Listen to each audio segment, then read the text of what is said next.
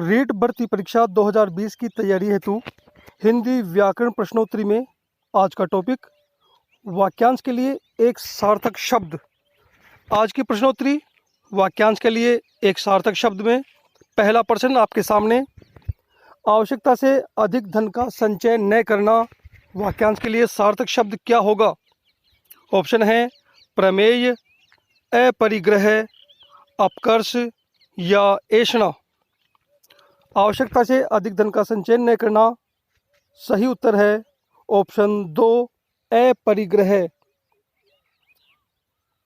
अगला प्रश्न नंबर 2, गद्य पद्य मिश्रित रचना को क्या कहते हैं? ऑप्शन है काव्य, कविता, चंपू या चप्पू काव्य। साथियों, बहुत महत्वपूर्ण प्रश्नों का वीडियो है ये, आप ध्यान से देखें पूरी वीडियो को। गद्य पद्य मिश्रित रचना को हम ऑप्शन 3 चंपू काव्य कहते हैं। अगला प्रश्न 3, अर्धरात्रि का समय क्या कहलाता है? ऑप्शन आपके सामने निशा, निशीथ, निष्प्रिय या निग्रह। 4 ऑप्शन, सोच विचार के उत्तर दीजिए। प्रश्न कोई कठिन नहीं है, आपके विचार करने पर डिपेंड है। तो प्रश्न नंबर 3 का सही उत्तर है ऑप्शन 2 निशीथ। 4 को देखिए, जंगल में लगने वाली आग क्या कहलाती है? दावाग्नि, बड़वाग्नि, जठराग्नि या कामाग्नि। तो इसका सही उत्तर है ऑप्शन 1 दावाग्नि, जिसे दावानल भी कह सकते हैं। समुद्र में लगने वाली आग बड़वाग्नि कहलाती है और पेट में लगने वाली आग जठराग्नि, जिसे हम भूख कहते हैं। तो ये सही उत्तर है। अगला प्रश्न नंबर 5 बहुत महत्वपूर्ण है, ध्यान से देखिए। निम्नलिखित में से सही विकल्प का चयन कीजिए।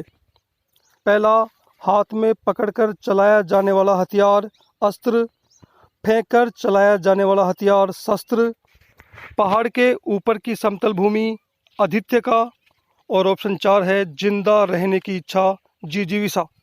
इनमें 3 गलत हैं, एक सही है।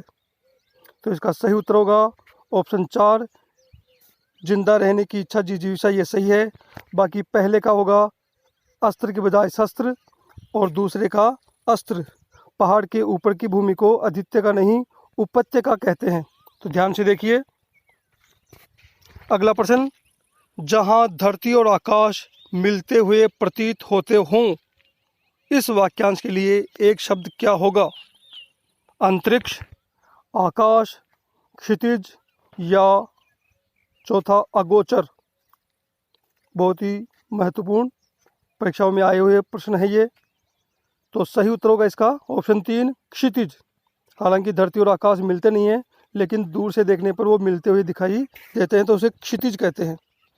अगला प्रश्न नंबर 7 आपकी स्क्रीन पर, जो दूसरों में केवल दोष ही खोजता हो, बहुत ही महत्वपूर्ण प्रश्न, उसके लिए एक शब्द क्या होगा? कृतघ्न, चुगलखोर, निंदक या छिद्रान्वेषी। जो दूसरों में केवल दोष खोजता है, उसके लिए सही शब्द होगा ऑप्शन 4 छिद्रान्वेषी। साथियों, इस वीडियो में बहुत महत्वपूर्ण वाक्यांश हैं जो कि हर परीक्षाओं में आए हुए हैं और आगामी परीक्षाओं में संभावित हैं, इसलिए आप वीडियो को ध्यान से देखें। प्रश्न 7 का चौथा ऑप्शन बिल्कुल सही है। अगला प्रश्न नंबर 8, निम्न में से गलत विकल्प का चयन कीजिए। गलत बताना है। पहला है देखने योग्य, दृष्टव्य, पूछने योग्य, पृष्ठव्य, करने योग्य, करणीय और पूजने योग्य, आदरणीय। 4 ऑप्शन आपके सामने, गलत बताना है। तो सही उत्तर है इसका नंबर 4 पूजने योग्य को आदरणीय नहीं बल्कि पूजनीय कहते हैं।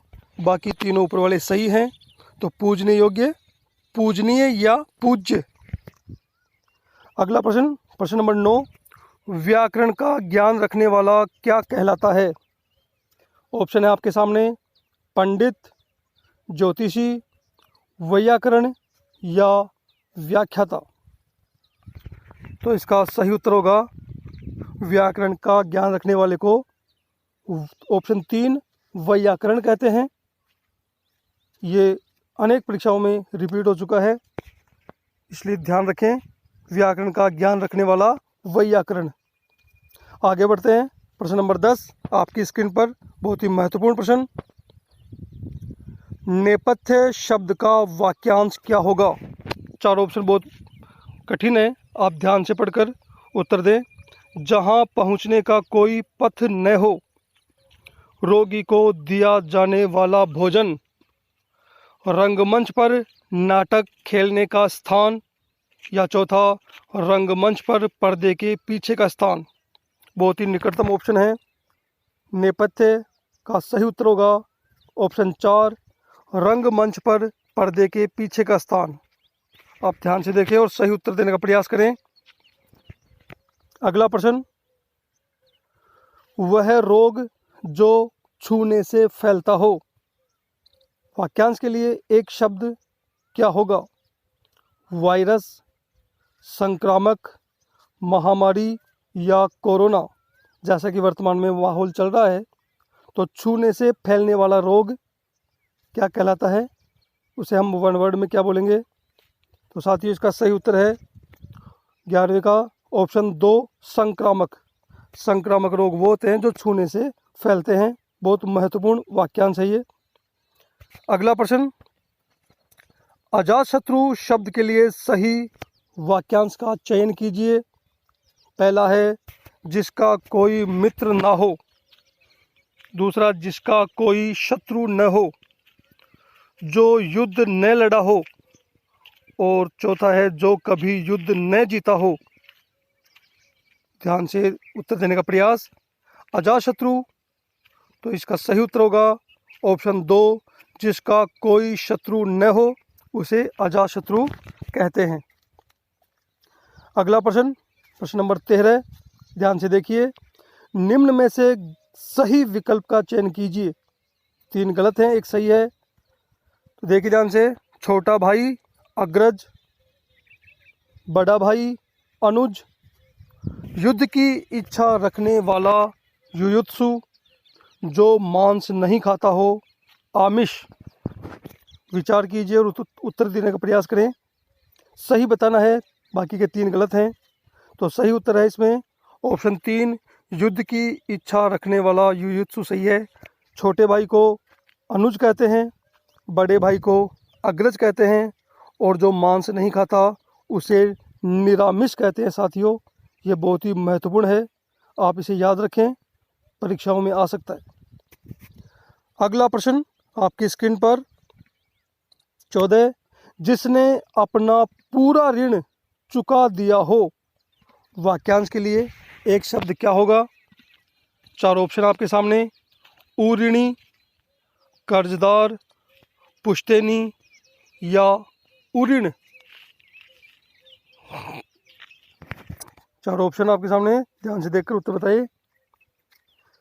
जिसने अपना पूरा ऋण चुका दिया हो उसे साथियों ऑप्शन 4 उऋण कहते हैं। आगे बढ़ते हैं, प्रश्न 15, निम्न में से गलत विकल्प का चयन कीजिए। इसमें 5 ऑप्शन है, ध्यान से पढ़िए। पहला है उत्तर और पूर्व के बीच की दिशा ईशान, पूर्व और दक्षिण के बीच की दिशा आग्नेय, दक्षिण और पश्चिम के बीच की दिशा नैऋत्य, और पश्चिम और उत्तर के बीच की दिशा वायव्य, और ऑप्शन 5वां है उपरोक्त में कोई नहीं।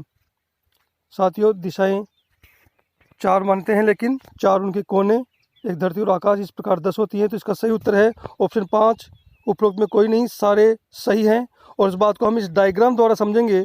सबसे पहले उत्तर दिशा ऊपर में, नीचे की साइड में दक्षिण, इधर पूर्व और इधर पश्चिम। ये डायग्राम यदि हमारे ध्यान में रहेगा, उत्तर और पूर्व के बीच की दिशा आप देख रहे हैं ईशान, पूर्व और दक्षिण के बीच की दिशा आप देख रहे हैं आग्नेय, दक्षिण और पश्चिम में है नैऋत्य, और पश्चिम और उत्तर में वायव्य। यदि ये डायग्राम आपके ध्यान में रहेगा तो दिशा संबंधी प्रश्न आप आराम से कर सकेंगे। इसको ध्यान से देखें। आगे बढ़ते हैं अगले प्रश्न में। 16, किए हुए उपकार को मानने वाला वाक्यांश के लिए एक सार्थक शब्द क्या होगा? ऑप्शन हैं कृतज्ञ, कृतघ्न, एहसान फरामोश या अंत्यज। तो इसका सही उत्तर है किए हुए एहसान को मानने वाला, ऑप्शन 1 कृतज्ञ। और जो कृतघ्न है उसे कहते हैं किए हुए उपकार को न मानने वाला। ये एहसान फरामोश कृतघ्न का ही उर्दू शब्द है। अंत्यज कहते हैं निम्न कुल में जन्म लेने वाला। तो इसका सही उत्तर है ऑप्शन 1। आगे बढ़ते हैं। प्रश्न 17 है, सही विकल्प का चयन कीजिए।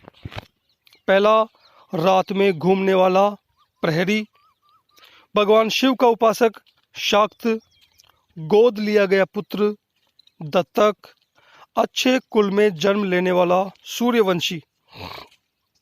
साथियों 3 गलत है, 1 सही है। सही का चुनाव करना है। तो प्रश्न नंबर 17 का सही उत्तर है ऑप्शन 3 गोद लिया गया पुत्र दत्तक। बाकी रात में घूमने वाला निशाचर कहलाता है, भगवान शिव का उपासक शैव कहलाता है और अच्छे कुल में जन्म लेने वाला कुलीन कहलाता है।